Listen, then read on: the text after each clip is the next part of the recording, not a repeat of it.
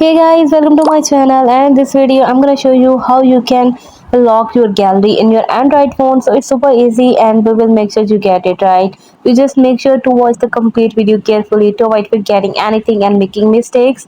So let's get started. Open the phone setting and go to the apps. Here you can see app lock. Scroll down and here you can see the gallery.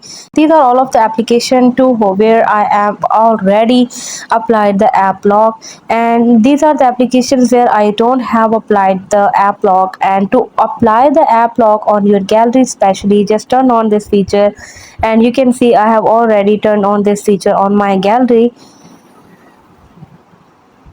Here you can see I have already turned on this feature on my gallery. So this is how you can easily log your gallery on your Android phone. Hope you guys like my video. Please consider showing your support by commenting, liking, sharing and subscribing to my channel for more valuable content in the future.